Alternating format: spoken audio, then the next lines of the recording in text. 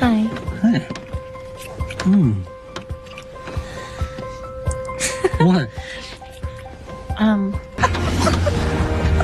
Grey's Anatomy Season 22 has officially premiered, and while the emotional reunion teased for Episode 2 is sure to pull at fans' heartstrings, many viewers believe it won't make up for the show's missed opportunity in its season opener. Following the shocking Grey Sloan memorial explosion from last season's finale, the premiere episode opened with high stakes and several doctors in peril. Fans were bracing for a devastating loss, with names like Richard Webber and Link Lincoln rumored to be on the chopping block. Instead, the show took a safer route, choosing to kill off Dr. Monica Beltran, played by Natalie Morales. Beltran's death was undeniably emotional. She died guiding Jules through her first solo surgery, but many argue that Grey's Anatomy played it too safe. Killing a beloved veteran like Webber could have shaken the show in a bold, refreshing direction. Instead, the premiere resolved its biggest threats quickly, leaving some feeling underwhelmed after all the build-up. Episode 2 will see the bittersweet return of Dr. Maggie Pierce, who comes back to support Amelia Shepherd as she grapples with guilt over the explosion. However, fans suggest Maggie's comeback, while nostalgic, can't fill the emotional void left by the show's reluctance to take creative risks. Meanwhile, creator Shonda Rhimes recently revisited some of Grey's most painful deaths, including Lexi Gray and Mark Sloan's, admitting she was horrified watching them back. It's a reminder of how daring the series once was with storytelling and emotional depth. Hey lovely viewers, welcome to our channel Grey's Anatomy Official. Grey's Anatomy's big reunion won't make up for Season 22's missed opportunity. Grey's Anatomy Season 22 opened up with the fallout of last season's major explosion, and while there was a tough death in the premiere episode, the show's upcoming emotional reunion won't make up for the missed opportunity of a bigger shock. Grey's Anatomy Season 22, which premiered this week on ABC, took the safe route when it came to the resolution of the explosion. While Grey's Anatomy Season 21's finale set up the circumstances for one of several of the show's favorite doctors to meet their untimely end, the show made the decision to proceed with a somewhat less impactful death to start off the season. The Grey's Anatomy Season 22 premiere saw drive Monica Beltran, Natalie Morales, die after sustaining crush injuries during the blast. Though Beltran's death will be impactful to the Grey Sloan Memorial doctors, she wasn't one of the big characters who was predicted to die as the season approached. After sustaining injuries of their own, both Atticus Link Lincoln, Chris Carmack, and Richard Webber, James Pickens Jr., were rumored to be possible candidates to meet their difficult end on the show. As Grey's Anatomy Season 22 continues, the show teased an emotional reunion in the second episode of the season, but after a somewhat disappointing resolution in the season opener, some are struggling with the series. Although the payoff was decent, Grey's Anatomy's emotional reunion won't make up for the missed opportunities of shaking up the characters for another long season. Grey's Anatomy chose the safer route with its Season 22 opener throughout Grey's Anatomy Season 22's premiere. It was clear that Beltran's death was being set up while Link's injuries would ultimately be resolved. Though it was possible that Link could have died from his injuries, the more sustainable, interesting choice within the premiere would have been to take the big swing and kill off Webber, one of Grey's few remaining original cast members. While Webber's death would have been a shock to the system of the show, Grey's Anatomy has handled large character deaths in interesting ways in the past.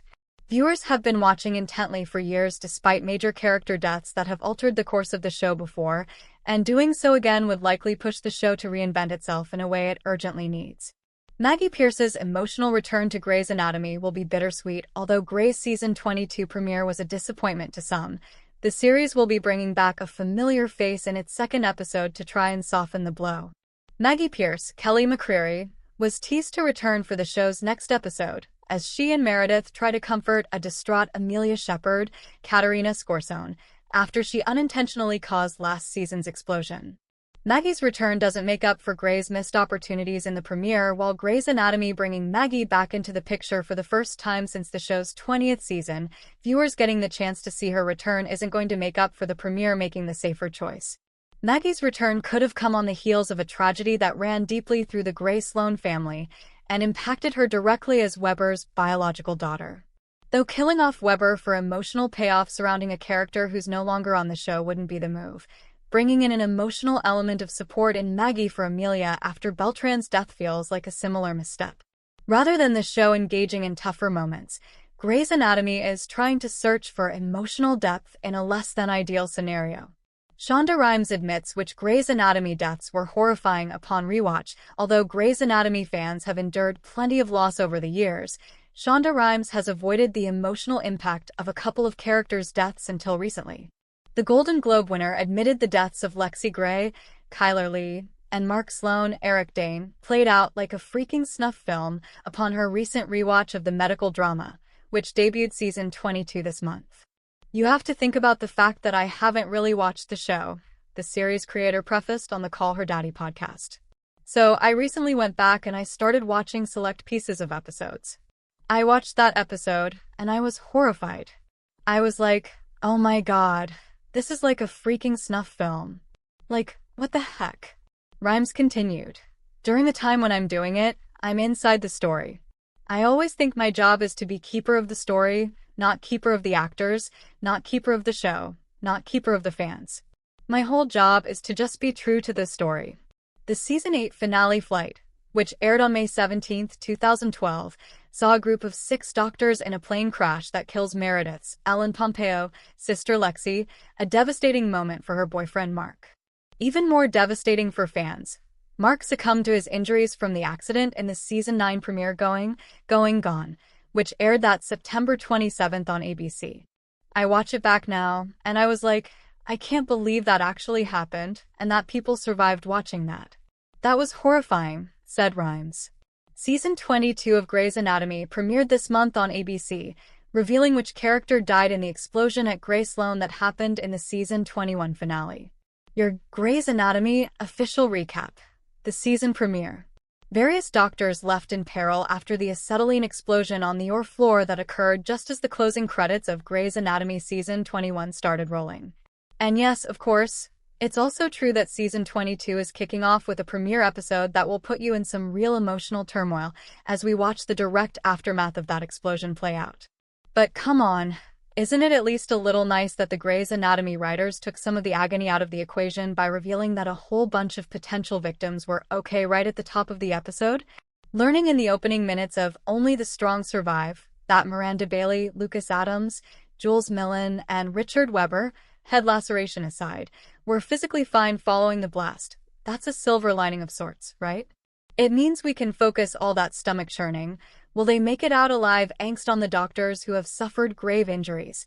Newlywed Atticus Lincoln and PED superhero Monica Beltran. Honestly, only on Grey's Anatomy is it considered a win that there are just 2 doctors to worry about possibly dying. But worry no more. Let's find out their fates and what everyone else at Grey Sloan is up to in the Season 22 premiere. And you thought you had issues using the stairs. Honestly, nothing gets me more pumped up than watching the Grey Sloan docs band together to save the life of one of their own. It's equal parts terrifying and inspiring. Okay, mostly terrifying. Especially in a situation like Link's, in which not only is he gravely injured when a giant hunk of metal from the ceiling falls on top of him in or two, but because of the explosion, his friends don't have real access to the facilities or the tools they need to treat him. When Bailey, Owen, Ben, and Winston find Link crushed under that steel beam, it's bad. They learn that a piece of the ceiling is lodged under his clavicle and is most likely tampinating some serious bleeding. They need to remove it and get him to Seattle Presbyterian Hospital, where they can help him, but time is not on their side, and I hate to tell you this, but the elevators are out. The only option is to carry a bleeding, nearly unconscious Link down the stairs. Eventually, they realize that with the amount of blood Link's losing, they'll never have time to get him to the other hospital before he dies. They'll have to take him to a CCU lab and operate there. It's not ideal, but neither is death. Things are looking so bad at the moment that Bailey has Link call Joe, who is stressing out in the ER with Webber and waiting for news about her 36-hour husband and baby daddy. He doesn't want Joe anywhere near him since it could be bad for her and the babies, but when a guy with severe blood loss starts talking to you about where he keeps his password book, you know things are bad. Joe is beside herself as Link goes into cardiac arrest while on the phone and needs to be resuscitated. Joe Wilson has been through enough. I don't think there's one person out there who wants this woman to suffer more than she has. Now she has just married her best friend and is on the verge of being a mother of 4, and she's going to become a widow? I do not think so, Grace. I do not think so at all. The moment when Jo tells Weber that Link is the only family she has is gutting. It's very sweet when Weber responds that she knows that isn't true. But still, do not kill this man. Once the doctors get Link set up in the CCU, things look dicey. Who should walk in at that moment but Teddy and Amelia? Amelia! Just the person you always want around in a crisis. She's already spiraling because she blames herself for Jenna Gatlin taking an entire hostage with an extremely flammable gas after Jenna's daughter Dylan ended up with locked-in syndrome following brain surgery. If only she had been a better doctor, Amelia laments. It's in no way accurate. Jenna is the villain here, but it's easy to see why Amelia is drowning in guilt. It's Winston who has to pull a hysterical Amelia out of Link's makeshift operating room and help her calm down. If she's the reason her son doesn't grow up with a father, just like she did, something she says has defined her entire life, she will never forgive herself. Thankfully, the worst does not come to pass. Everyone can breathe a sigh of relief. Except for Link, who has suffered a lung lack, among other things. In fact, it's these few undetectable injuries that add some tension in the CCU room for a little while. Link is clearly bleeding from an injury they are unable to see. Owen wants to do a thoracotomy and look around in his chest, but there's not much blood to give Link, and Teddy thinks it is just too risky. They should take him to Seattle President It's Ben, who, you'll remember, was recently fired from the residency program for not following Teddy's orders, who sticks up for Owen's plan. There's simply not enough time to transfer Link. And so, a thoracotomy it is. It winds up being the right choice. Owen finds the bleeding, Teddy stitches it up, and while Link will have a long road to recovery, he and Jo are reunited by the episode's end. And the cherry on top? Teddy is so impressed with Ben's work during this crisis that she reinstates him to the Gray Sloan residency program. Good news all around. Okay, good news all around may be a little premature. Link lives, but Gray Sloan does suffer a big loss. Jules and Beltran had been in a neighboring or operating on 6-year-old Parker when the explosion happened. Jules is okay, but Beltran is trapped by the surgical boom. It's crushed her pelvis, and there's no way they can lift it up themselves. The door is stuck shut, and while firefighters are attempting to get into the room, they're not fast enough. The anesthesiologist is dead, and while Parker has survived the initial explosion, he's still sedated on the table, and it'll be up to Jules, with an assist from an unnamed or nurse, to keep him alive. At first, Parker's oxygen level starts dropping, and Beltran has to keep Jules calm, remind her that she's a great doctor, and walk her through fixing his intubation. Once that problem is solved, it becomes clear that Parker is bleeding internally. Jules will have to perform her first solo surgery under some of the most stressful conditions imaginable. Once again, Beltran walks Jules through what she needs to do. She tells her about her own first solo surgery, a bowel resection on a superhero-obsessed boy named Demetrius. She was so scared. She almost passed out, but she got through it, and it all turned out great. The hug from Demetrius' mom afterward? Nothing beats it. That's when you feel like a real superhero, she tells Jules. With Beltran's support, Jules deftly gets through Parker's surgery. By the end of it, she's making her own surgical choices, and Beltran tells her that Jules doesn't even need her help anymore. She's got this.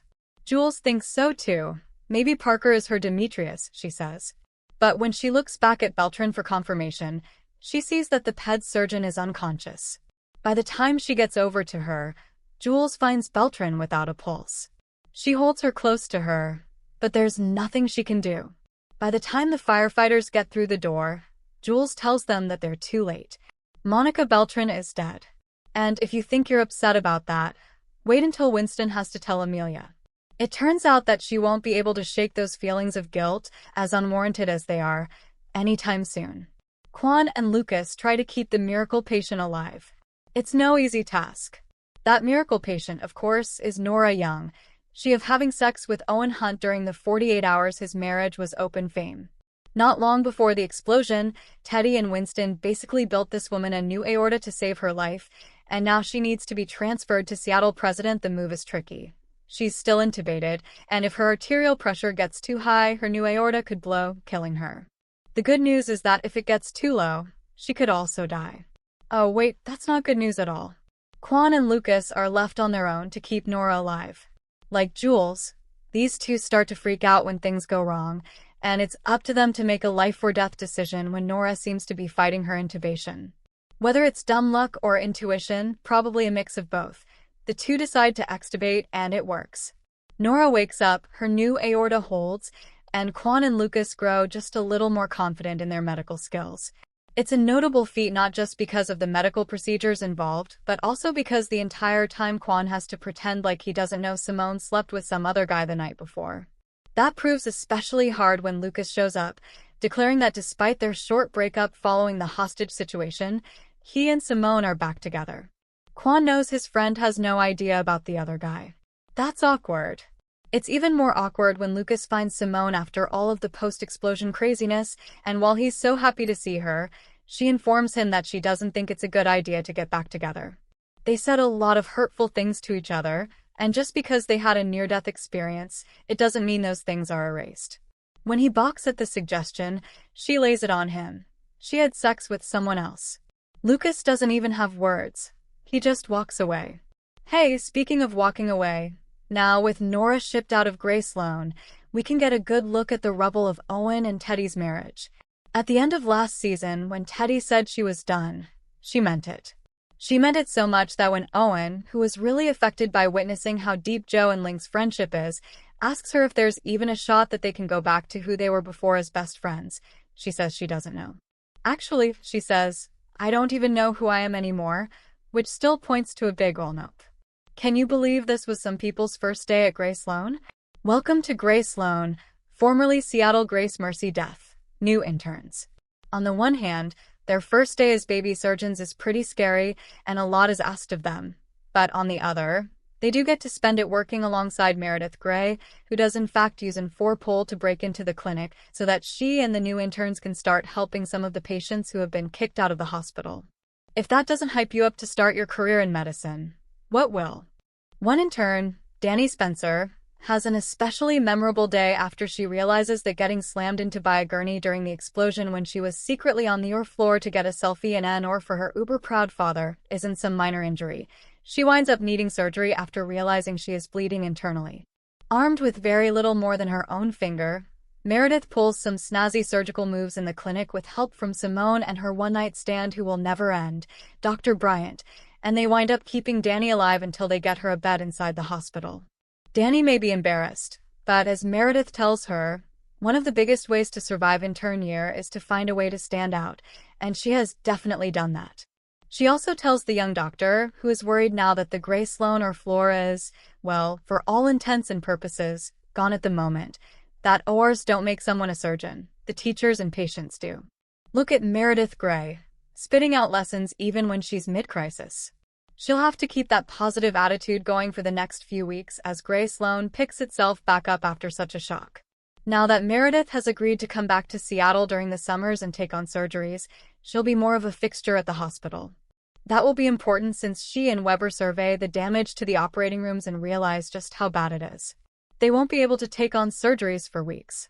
Weber might be at a loss for what to do next, but Meredith isn't. We're going to do what we always do, she tells her mentor. We're gonna rebuild. Every Grey's Anatomy character from Season 1 who is still on the show Grey's Anatomy has been one of the most successful medical dramas of all time, and while creator Shonda Rhimes revolutionized the genre for the 2000s, the show's cast has had some changes as the series has grown, leaving only a few original actors left. Grey's Anatomy, which premiered in 2005, began with a group of surgical interns starting their rotation at Seattle Grace Hospital. In the subsequent years, the interns have all grown up and have, mostly, moved out of their comfort zones. Meredith Grey, Ellen Pompeo, was consistently the main character and narrator of the series, but the length of the series has changed things. While Dr. Grey is still a big piece of the series, others have come into play over the years to take the spotlight. There have been times when others have taken up the mantle of Meredith's voiceover work during the beginning and end of each episode, as well as the main storylines. Grey's Anatomy has been consistent with keeping its main voice in the mix. As Grey's Anatomy Season 22 gets started, the original actors that have stuck around during the long-running series are few and far between. Dr. Meredith Grey. Ellen Pompeo. Although Meredith isn't a full-time member of Grey Sloan Memorial's team anymore, she's still someone who is heavily featured on the series. While Pompeo chose to leave her full-time role on the show during Grey's Anatomy Season 19, she's still a massive part of the show's history. She continues to narrate most episodes and appears sporadically in subsequent Grey's seasons. As the moral center of the Grey's Anatomy universe, Meredith continues to be one of the people who tie the characters together, especially as the show continues to bring new cast members into the fold. Meredith is typically around for the big episodes of each season, and was present throughout Grey's Anatomy Season 22's massive premiere, lending a hand to the new interns. Character. Actor. Still on the show? Dr. Meredith Grey. Ellen Pompeo. Yes. Dr. Miranda Bailey. Chandra Wilson. Yes. Dr. Richard Webber. James Pickens, Jr. Yes. Dr. Christina Young. Sandra Oh. No. Dr. Izzy Stevens. Katherine Heigl. No. Dr. Alex Karev. Justin Chambers. No. Dr. George O'Malley. T.R. Knight. No.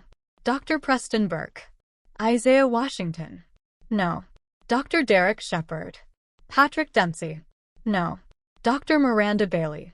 Chandra Wilson. As one of the original members of the Grey's Anatomy cast, Chandra Wilson is still part of the cast as Miranda Bailey, who's currently working as the director of the residency program at Grey Sloan Memorial. Dr. Bailey, who began the series as a resident in general surgery, is one of the first people Grey's fans meet during the pilot episode of the series. Having gone from someone who the surgical interns were fearful of to a caring, devoted part of their lives, Dr. Bailey is one of the most interesting characters Grey's has ever explored. While it took some time to get into Bailey's point of view, when she finally became less of a figurehead and gained a point of view, the series knew it found magic. Dr. Richard Webber. James Pickens, Jr.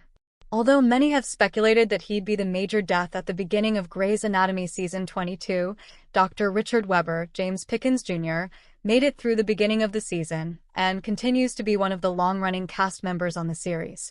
Dr. Webber begins as the director of the residency program and chief of surgery, but his career shifts on Grey's.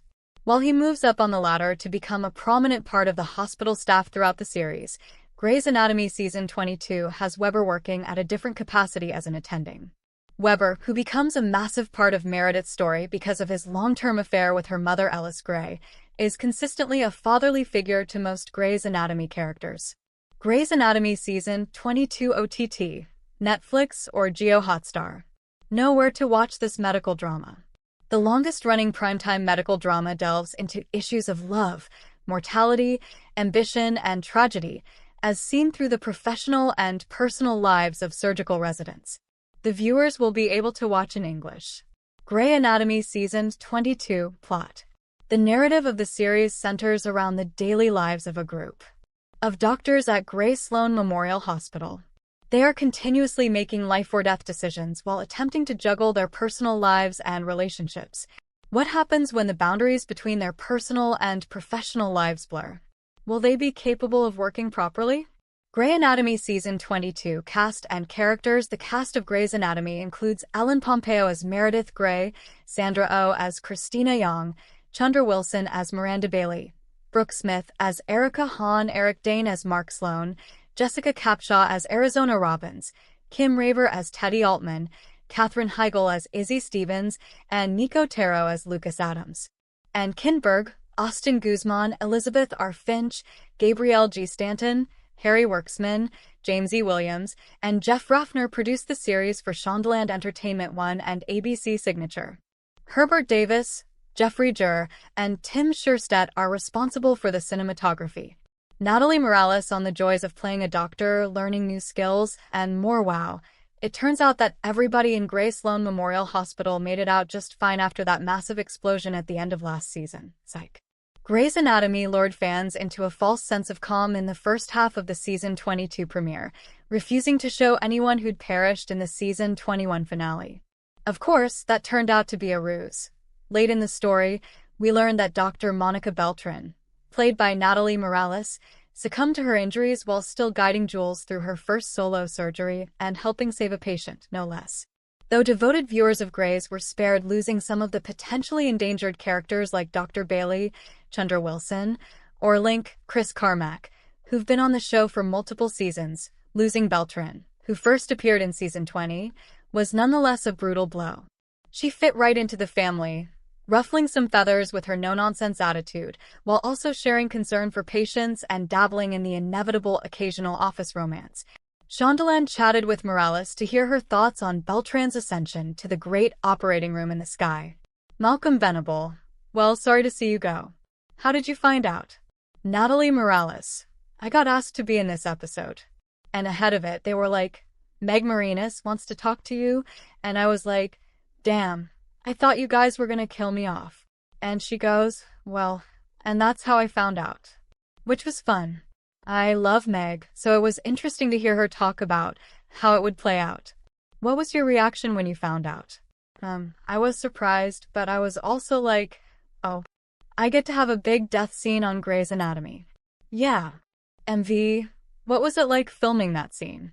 It was really interesting. I don't think I've ever had a death scene, and I've never died in anything. I've been dead, but I haven't died in anything. And it was really interesting. I felt very supported, all around from everybody. It was a cool experience. MV, the death itself was sort of uneventful as far as deaths go. Like, your head didn't explode, your guts did burst open. Beltran was committed to doing her work until the moment that she passed. How did you feel about the way that she died? I liked it because I love a misdirect. I'm glad that it was the misdirect of the episode. You think she's gonna make it, and then she doesn't. I think it's more heart-tugging that way, and I thought it was a really cool way to do it. MV, I really liked Beltran. She was so tough. What will you miss about playing her? I guess this is me in general, but I like being the weird, funny one. And Monica was very tough, but also no nonsense and no bull's tea, but in a way that she also had a sense of humor about stuff. Especially somebody who's a pediatric surgeon and who deals with kids. I think that's such a great way to be.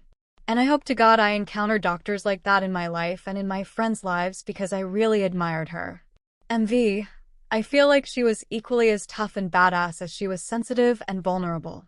What do you think her legacy was for the time that she was there? I don't know. I'm curious what they'll write afterwards. What's everybody gonna say about her? I hope it would be that she always put her patients first, no matter what, because she did, above every other relationship, above every other situation. Even literally dying, she puts her patients first. And I think that's a good takeaway. MV, as you think about the rest of the cast and the rest of the show, what are some other storylines that you're excited to see continue to play out in the series? I want to see what happens with Jules and Winston. Not out of jealousy, because they have a good chemistry. I want to see what happens with Link. I am curious, obviously, what happens in the long run with the Alzheimer's work that Meredith is doing. Alzheimer's affects so many people, and I love that this is a long-term quest of this show because it parallels real science and real medicine right now. MV, you said it's your first time dying on screen. What did you learn from that experience? Like, is one of the things not breathing or something? You can't not breathe. The cameras are on you for a long time. If you don't breathe, you start turning red. You've just got to breathe slowly. They take that out in post-production. In fact, I hope they took it out. But there is certainly a video or two on my phone of me practicing what my dead face looks like.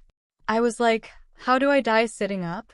So, that was interesting.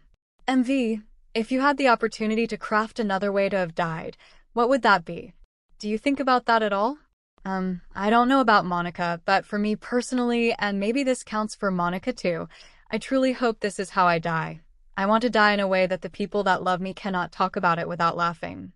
I want to die in a way that's so funny that it's hard to be sad about, like she slipped on a banana peel, then landed inside a subway grate. Painlessly but hilariously. You know what I mean? Like, that is how I hope to go. I would like the people at my funeral to be a little sad but still laughing. Thanks for watching this videos. Please hit the subscribe button and give this video a thumbs up. Grey's Anatomy Season 22 has officially premiered, and while the emotional reunion teased for Episode 2 is sure to pull at fans' heartstrings, many viewers believe it won't make up for the show's missed opportunity in its season opener. Following the shocking Grey Sloan memorial explosion from last season's finale, the premiere episode opened with high stakes and several doctors in peril. Fans were bracing for a devastating loss, with names like Richard Webber and Link Lincoln rumored to be on the chopping block. Instead, the show took a safer route, choosing to kill off Dr. Monica Beltran, played by Natalie Morales. Beltran's death was undeniably emotional. She died guiding Jules through her first solo surgery, but many argue that Grey's Anatomy played it too safe. Killing a beloved veteran like Webber could have shaken the show in a bold, refreshing direction. Instead, the premiere resolved its biggest threats quickly, leaving some feeling underwhelmed after all the buildup. Episode 2 will see the bittersweet return of Dr. Maggie Pierce, who comes back to support Amelia Shepherd as she grapples with guilt over the explosion. However, fans suggest Maggie's comeback, while nostalgic, can't fill the emotional void left by the show's reluctance to take